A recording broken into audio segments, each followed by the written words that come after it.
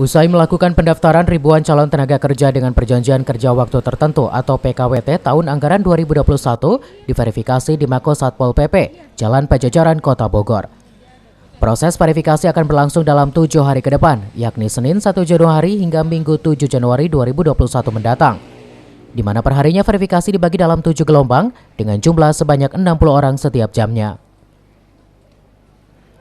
Dikemukakan Kabid-Dalop Satpol PP Kota Bogor, Theo Patricio Freitas, dari 3.953 pendaftar secara online, sekitar 3.000 orang dinyatakan lolos syarat administrasi dan mengikuti proses verifikasi.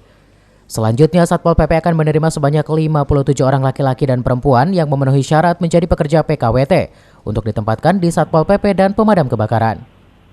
Lebih ingin membantu yang lebih membutuhkan lagi tuh. Terus suka juga sih buat ngebanggain orang tua juga sih kayak gitu. Ya sebelumnya sih di security juga. Ya. Saya melamar di Damkar.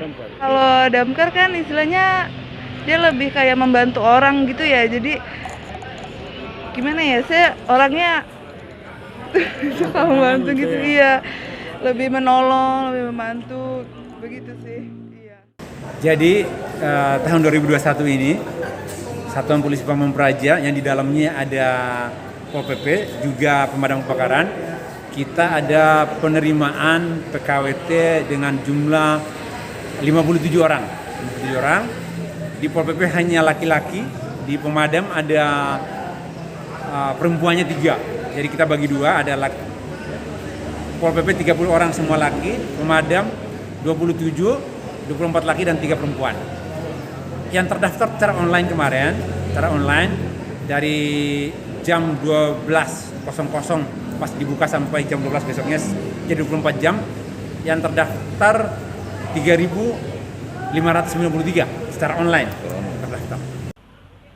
Diakui Theo, jumlah tenaga PKWT yang diterima nantinya memang belum bisa memenuhi kuota ideal untuk mengisi formasi di Satpol PP dan pemadam kebakaran. Sehingga perekrutan ini akan terus dilakukan setiap tahunnya sesuai besaran anggaran. Sementara untuk menjadi tenaga PKWT di lingkungan Satpol PP tidak dipungut biaya apapun. Dari Kota Bogor, Herman Bons melaporkan.